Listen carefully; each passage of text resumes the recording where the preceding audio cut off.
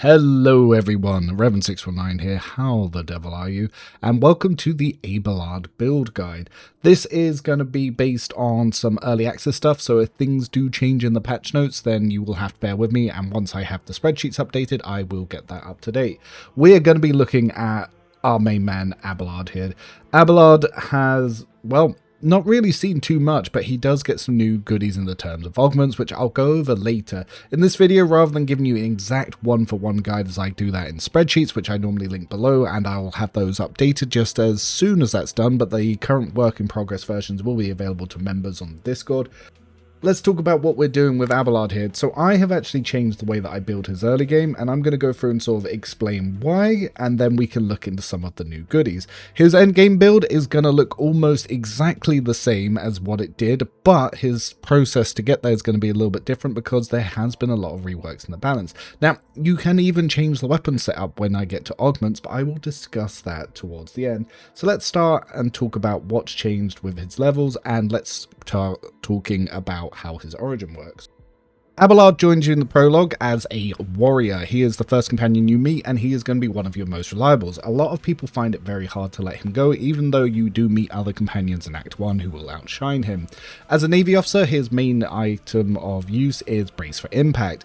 What this ability does is it gives him and allies around him deflection bonus based on the archetypes he has taken. The main meat and potatoes of this, and what makes it so useful, is actually fleet combat training. The way fleet combat training works is when you get a critical hit with your main hand weapon, you get an offhand attack. Now, before in 1.5, this would proc off area attacks, but now it needs to be single attacks. There have been some more goodies and augments that can enhance this further, and you could previously offhand something like a foe hammer, which is the pistol shotguns, and they would benefit from crowd kill and easy target. Now, the reason I don't build into that is whilst that does build versatility in the grand scheme of things doesn't actually build that much, and even really building up that versatility would not outweigh the benefits of just using 2 melee. Unfortunately, Owlcat does not support melee and gun mixed arm builds.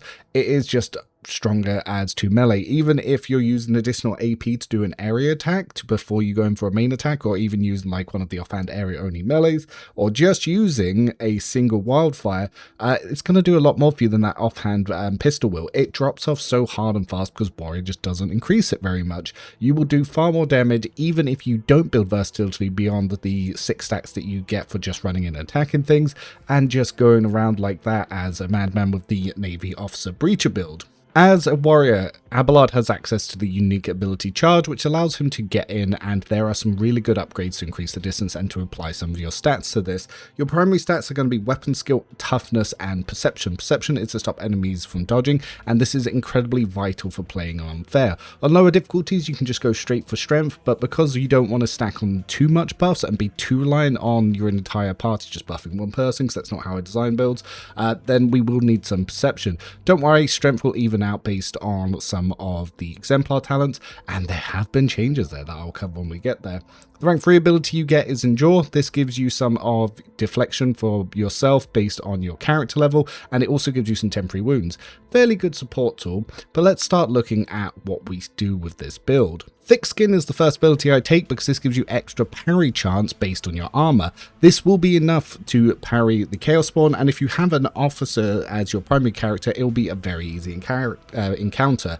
Even if not, you will be able to get with this just with Thick Skin. Den Breach is going to be your heroic. The way the heroic works is you activate this and you can just start wiping the map. If you want to know more specifics how it works, I do suggest just watching the pure how the archetype warrior build video that I made, whereas this I just want to talk more about the upgrades.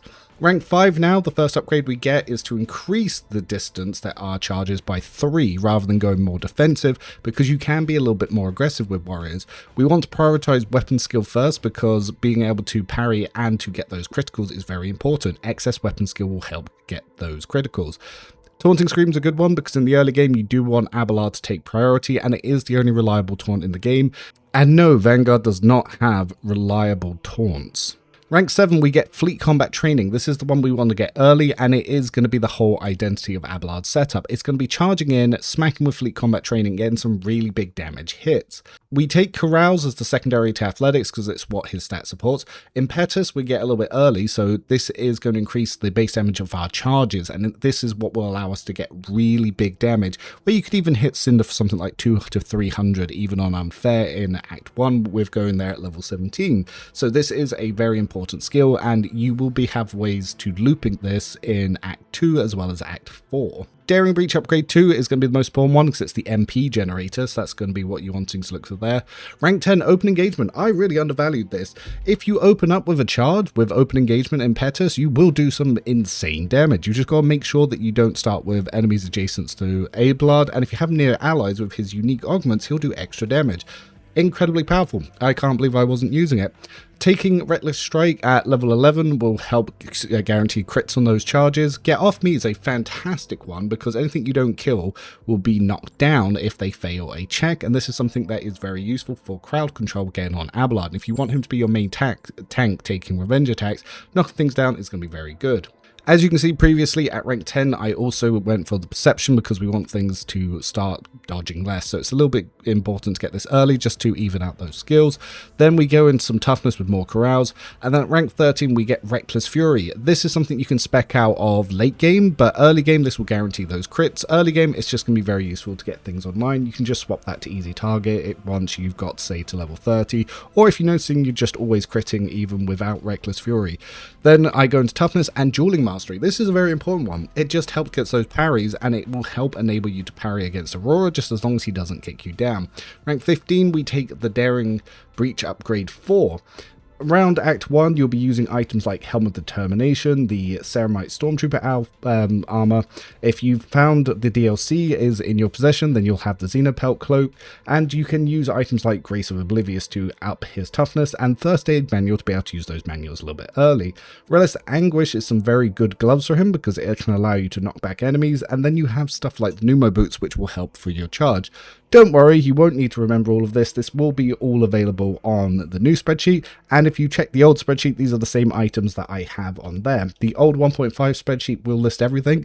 If not, you can always come and just ask for the link to the wiki, which was set by Adam, which will give you some very good stuff. The weapons that I find very useful early on is stuff like the Soul Pattern Chainsword and the Balance Maul. Balance Maul is very good for knocking enemies away to then charge with Impetus, and you can even take the Greatsword in his secondary slot early on.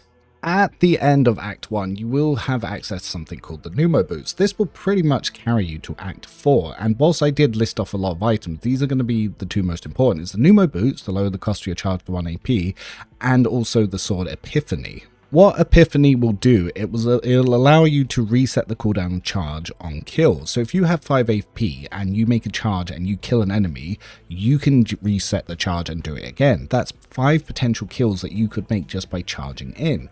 These two items are going to be very useful. You don't even need to main hand Epiphany. It can be used in your offhand whilst you have a different weapon in your primary hand, which is the one that you will attack with on the charge. So these two items are very important for you to get. Early on, I like to use the Vicious Solution to inject Abelard to increase his deflection. Deflection as a stat completely drops off in the late game, so it's something you don't even need to worry about, but early game it is very useful for helping you survive. So the fact that it comes with Thick Skin and with the Vicious Solution, it will just reduce 2 damage, which is something nice that can go in with some of your heavy armor that may have 1 or 2 more deflection on it. Endgame, it's pretty much worthless because armor lowers it. So if I had 90% armor and 100 deflection, I'd only actually deflect 10 damage because armor lowers the value of not just the damage, but also your deflection. As you move into your tier 2, Arch-Militant is the best for tanking, it's the best for counter-attacking, it's the best for building armor, it's the best for mobility, it's the best for attack economy, it's the best for damage. It's just the best. A lot of people make a long argument about Vanguard, but we're 2 years in at this point. Vanguard is bottom 1. Everyone who builds knows Vanguard's bottom 1. Everyone who tests knows Vanguard is bottom 1. The gimmick of turn 2 boosting your strength doesn't matter when with buffs you can boost it to the same numbers anyway, and Malpian Shroud and Invigorating Resolve can still stack temporary wounds into the hundreds even on a Arch-Militant, and if not more efficiently on Arch-Militant, because you can actually move to get those kills and you don't have to rely on an officer giving you finest hour, but you can incorporate that and you can use both. So it's just all around the best tier 2 to pick for Abelard. The first ability I go for is Reckless Rush because you want to increase his movement and you won't have the AP for Wildfire, so that's why it's going to be more important. Always Ready is the one to give you 2 stacks versatility, so this is what you want to prioritize first. Steady Superiority comes in, which is your heroic act. This can give you an extra attack, but you're going to want to use Daring Breach. There is an upgrade that you can pick both, so until that comes line, you won't really use Steady Superiority. We focus on our weapon skill as before because we want it for parry, we want it for crit chance, and we want it to interact with some of our skills. Dependable is the one that I get fairly early on, which is a boost to your armor as you build versatility. To increase versatility, you just have to change attack types. A single attack, an area attack, a gun attack, or a melee attack. All will increase it. If you have the offhand foe hammer, yes, your crits will then build versatility. But the thing is, the actual benefit from versatility once you hit 4 is very small. So you get 3 weapon skill and 3 ballistic skill every time you build a stack of versatility. And when you have 4 or more, you get 10 plus weapon skill bonus or ballistic skill bonus, whichever is highest, as percentage damage. But that's just the bonus. So 100 weapon skill, that's only adding 10, so that's 20%. At 200 weapon skill, that's 30%. So you see the numbers that you'd need to get to really get a big boost out of it. This is why you should focus less on versatility and focusing more on maximizing your base damage, because that will give you more numbers in the long run and more killing power. Wildfire is why I take it rank 7, because as soon as you get this, you can start increasing your attack economy, and now that you have the tools to build up your versatility and Reckless Rush, giving you 5 versatility even before you attack, 6 on that first attack, is going to make this just cost 1 AP, so it's quite useful. And then you can follow up with an area attack to build up more stacks of versatility, so you can keep going that way. I start picking up dual weapon combat because we want to get into melee weapon specialists, but yes, at the moment, the extra attack for costing 2 AP with minus 20 weapon skill, not the most usable, so you won't really use that very much early on. All Out is the one that means that you can attack, move, attack, and just use up all your MP, so this is actually why Arch-Militant is probably the best tier 2. Start increasing toughness, because even though toughness isn't the best, we do stack this to some of our damage, so it is not wasted here, and it is something we'll later turn into strength. Melee weapon specialist means that we can use the sweep and the harsh shove abilities 1 AP less. Like I said, for 1 AP, Sauron yeeting someone across the map is bloody hilarious, and then charging up afterwards to get that impetus damage, fantastic. Flashfire is the upgrade to reduce the amount of versatility stacks required for Wildfire, and this will guarantee that we can always have that available to us. Rank 11, we take some strength increases, then we get Steady Superiority 4.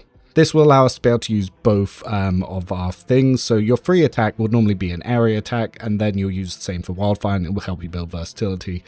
Increasing our crowds, and then at rank 13 we start taking adaptability. This will start drastically increasing our crit chance. We then got more toughness at rank 14, and then dual weapon specialist. Now if you use sweep or harsh shove, your offhand attacks do not have any additional cost. So you could use the harsh shove to yeet someone across the map. You could then impetus charge them afterwards, and then you can offhand attack them, and that's all 3 AP. Fantastic, and most likely you would have killed them on that charge anyway, and then you could charge someone else, and then you could offhand attack them if you didn't kill them. So yeah, that helps gain attack economy. It's very useful. Kick actually got nerfed. It now costs 1 AP, so this is why it's less important, but it is nice to have a extra attack action, but chances are you won't use it as much anymore. Martial Art will allow it to knock enemies prone, but because we're using Get Off Me, well, chances are we're going to be doing that on our normal attacks anyway. I then start building Perception. You want a lot of this for Act 3 because Drukhari enemies are highly dodgy. Critical versatility will start increasing our critical damage, so we'll start seeing some extra damage, and this is why we got adaptability first to guarantee those crits. We then get some more perception, and then we pick power arm efficiency. If you take Abelard into Act 3, there is an exceptionally powerful power armor that you can then equip on him that trivializes the entire act, so it is one of the easiest ways through. And at the end we take Steady Superiority Upgrade 2, which will start boosting our critical hit chance every time we attack, and we're going to be doing many of those. Act 2 is where you find the most game-breaking items for any melee character. No, you don't have to exclusively use this on Abelard. It is actually stronger on Heinrichs, but what the Malpian Shroud will do is it will do extra melee percentage damage based on temporary wounds. This is consistently getting nerfed, and it appears to be weaker than it has ever been. but it's still incredibly OP and it's still best in slot. You then slap that on with Invigorating Resolve and you will build up more temporary HP than a Vanguard can ever dream of as you're dashing around the map killing everything. Invigorating Resolve is obscenely powerful. You could use these both on Hyrix, but we're using them on Abelard because Hyrix has access to other OP items, so he doesn't need to rely on this, whereas Abelard does. You put that on a Rock Sword, you will boost the damage a lot, and because of the multi-strike, you use those on charges, that will all benefit from your Impetus charge, so you will do a lot of damage. But later on, just relying on the Terran Vengeance and the Carnage will be quite good. Before we look at Exemplar, we do need to talk a little bit about augments. Now, augmentation early on can be tempting, but you can actually make your character weaker. There are some very interesting augments that you can use. One of them is the Assault Grapple. What this does at the moment is it gives you a way to lock onto an enemy, dash them towards you, and then you get to make a free attack, which reduces the damage on the earlier versions, but on the later versions it does more damage. It's a very good grapple skill that you can use. But again, the drawbacks, not really worth it. I assumed that this would make you lose access to your hand slot, and it might still. In the testing version, you can still use 2 weapons. You do not want to lose your offhand attack for Abelard, so if they do change that, do not use them. You might be very intrigued by this. The Ogren Grip, the MK1 both left and right, allows you to equip 2-handed melee weapons in one hand. So you might think, oh my god, I can use 2 greatswords or 2 power hammers or mix and match. I highly recommend you do not do that because the negative effect, the user deals 15% less damage and can perform only basic attacks, will cripple you. And it's not just 15% less strength damage. No. It is 15% total less damage. I tested a setup using single-handed weapons with Abelard and then 2 power weapons that actually had higher base damage, and the single hit weapons were doing more damage. That 15% to total damage is crippling. Now, if it was just a 15% less modifier, it would actually work out stronger because you get more strength bonuses. But the way it currently works, the downgrade is too extreme, so do not do this in Act 2. You do get access to stronger versions in Act 4. Some of these will actually work with using a melee attack with your area attacks, and it will reduce the cost. I don't recommend those ones fairly early on, but there are the just straight upgrades where it is you only take a negative that stops you from being able to do area attacks. I still don't think this is worthwhile because Carnage and Tearing Vengeance are better than any two-hander in the game. Unfortunately, the strongest melee weapons are single-handed weapons. If you like the gimmick, do feel free to go ahead and use the Ogren Grip, so you're left and right in Act 4, but like I said, avoid it for Act 2 because it will just strictly make you weaker. Abelard starts off with a unique optical eye insertion. What it does is 5% more damage for each ally still in combat within 3 cells around him. I actually swapped this one out straight away for something called the focal emitter. This is the old Baylor eye. Whenever you make a single target attack against a target within 3 cells, they make a burst shot with this augment immediately after, which will deal extra damage. So it is quite useful and quite funny to do that you can do a melee attack, you get your offhand hat, and then it takes a little lasery zappity zap. There are some other upgrades that you can use here. The Galvanic Carapace, when you attack, you can use Chain Lightning, which will do 25 shock damage, and it will chain up to 9 targets. This will kill your own party. I did throw this on Abelard, and yeah, I reloaded my save to before I installed it because I realized every time I hit it, I was wiping out my own party. So it's one of the reasons why I didn't use that. There are some other items like the kinetic refractors where if you dodge a melee attack you get to kick, but Abelard's using heavy armor so he's not likely to be dodging. Another one, the user can move through allies and enemies with each creature on their path suffering 50 impact damage with 30% armor penetration. The user also gains 3 stacks tactical advantage. This one's very useful when you're using charge and just running around with your Arch-Militant to just do damage to enemies. This one is the tactician version, but there are other versions available. This just not on my save where I currently am, but it will lower your parry, so you do need to look at those negative effects because obviously if you're intending for enemies to attack you, you don't want to lose parry, but if you're one turning because you're using a Grand Strategist Officer, then that's not something you need to worry about. If you install augments and you just remove them afterwards, you will have a generic default augment, and this can give you something that's like a little buff and a little negative. So 3 perception and minus 3 ballistic skill. If you're a ranged character, you wouldn't really want that negative. So that's something to keep in mind. And I won't spoil augments too much because a lot of them are very interesting, but there are a lot of really strong ones. I am slowly working on my spreadsheet and testing more out, and once I'm more confident to say which ones I think are the best, I will let you know in some little update videos. Usually I would go through several encounters in the early, middle, and end game and show off some things, but I've always got complaints about spoilers in these videos, so rather than show any of the combat encounters, I'm going to talk a little bit more about what you do. In the early game, you're mostly going to be using Endure just to keep yourself alive because there's no reason not to click it, and then you'll be charging in on an enemy and then following up with a normal attack. This build will naturally get buffs to that, and you can freely use your Bracer Impact around allies to protect them. When you're in your tier 2, that's when you have more options and you're going to think about more carefully what you're doing.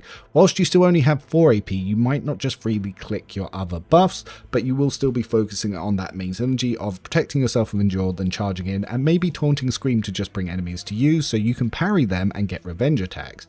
Once you are more focused on dealing out damage, you use stuff like Reckless Rush to give yourself unlimited movement when attacking, and also to build up your versatility stacks.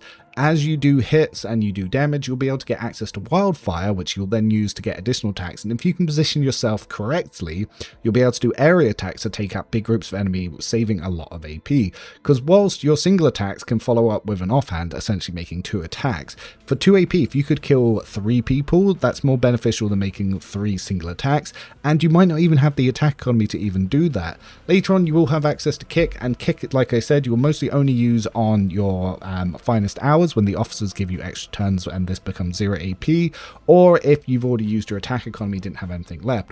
Reckless Strike, you will want to position for your charge, and you will want to do it when you're more than 5 cells from the enemy.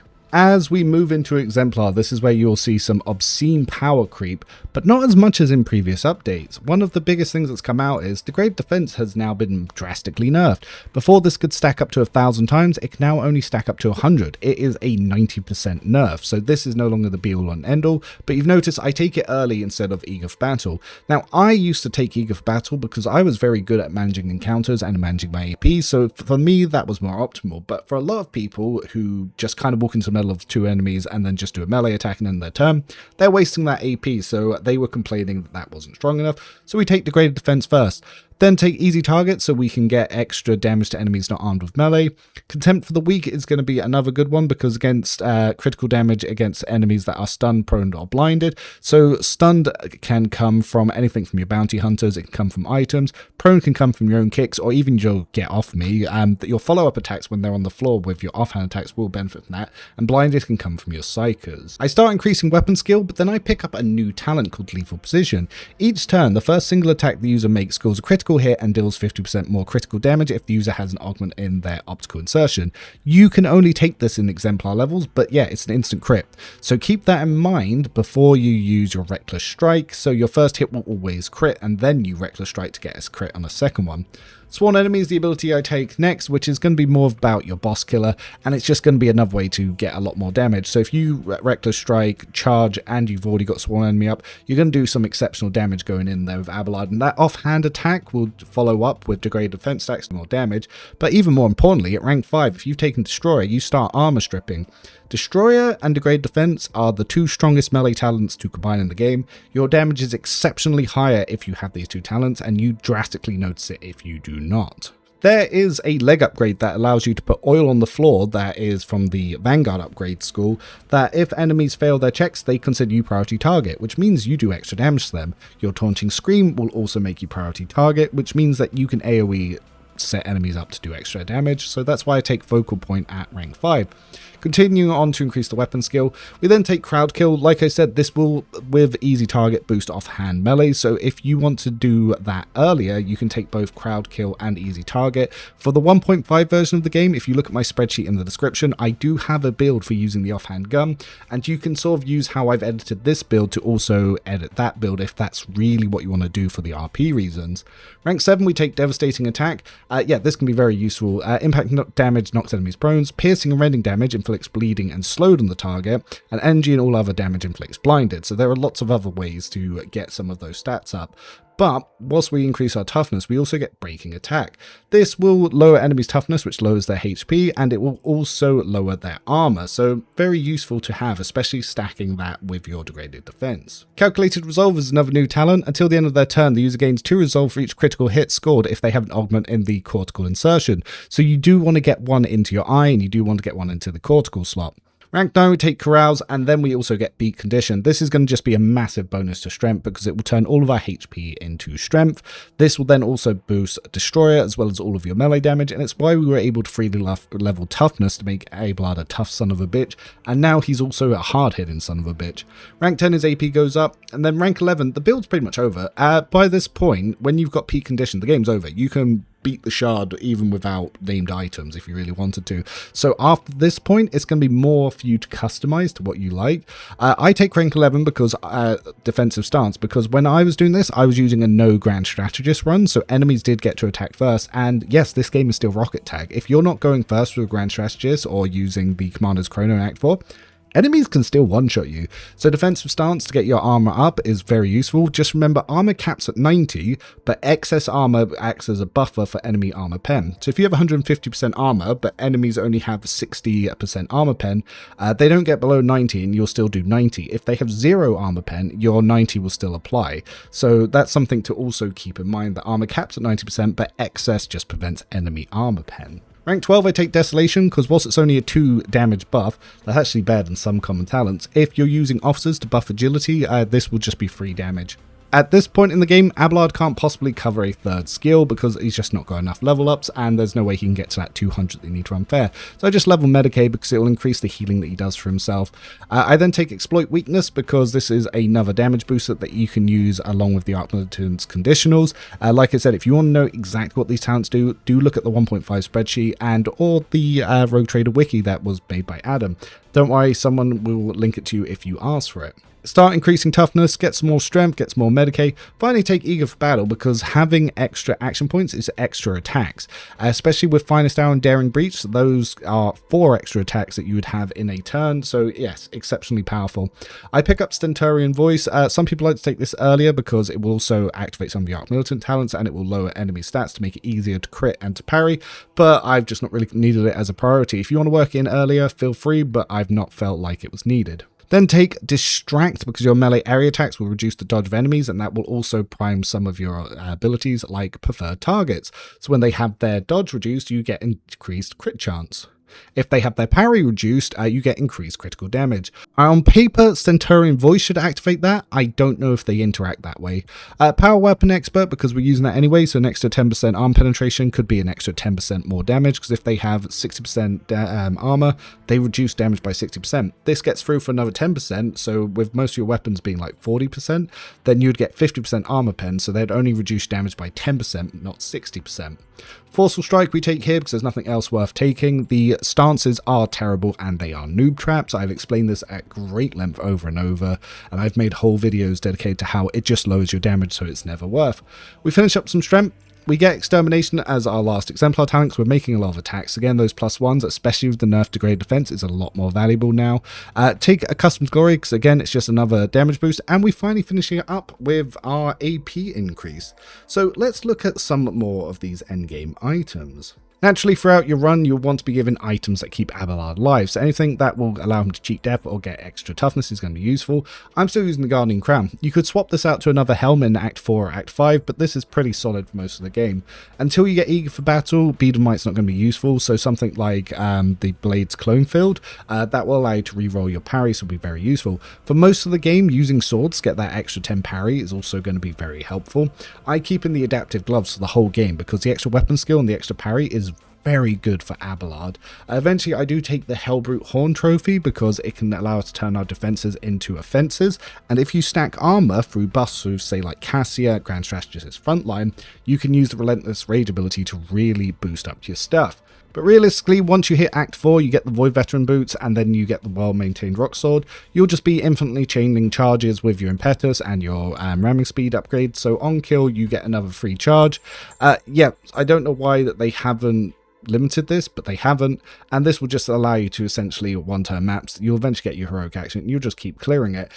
Sanguine Judgment, it will give you extra damage when you have temporary wounds, which Abelard will tend to do because of Invigorating Resolve, and it also increases his strength. So yeah, fantastic setup, incredibly powerful, and yeah, probably the strongest version of Abelard I had despite the degraded defense nerf. Now with the degraded defense for the old version, yeah, that would do a lot more. You don't really need it, and if you want to see any of this in action or have any questions, do pop along to some live streams or even check out some of my previous Abelard videos where I have shown combat encounters. But like I said, for the DLC specifically, I didn't want to show off any encounters and spoil that for people, and there are going to be some fun combinations. Like I said, you can use the Gorilla Arms to like start two-handing a lot of weapons, but as you can see, most of the two-handed weapons are actually just straight up weaker than Tearing Vengeance, because what Tearing Vengeance does is it actually increases based on your strength and toughness. So as you get buffed, this will just drastically increase the damage. So nothing else competes with it. You might be able to put a two-hander in the offhand, but you then lose access to Harsh Shuff and Thunder Slam. So I personally don't think that it outweighs the cost of losing access to those other attack types. But it's up to you. If it's something you want to do and you want to do that in the augment, feel free, go ahead, give him the Gorilla Arms and start being a World Warrior. I've been Revan619. I hope you found this helpful. If you had, do comment what you're looking forward to see, and do let me know on how you're trying to build Abelard, and if you're just going to start fully kitting him out with the augments. Till next time, I've been Revan619. Thanks for watching.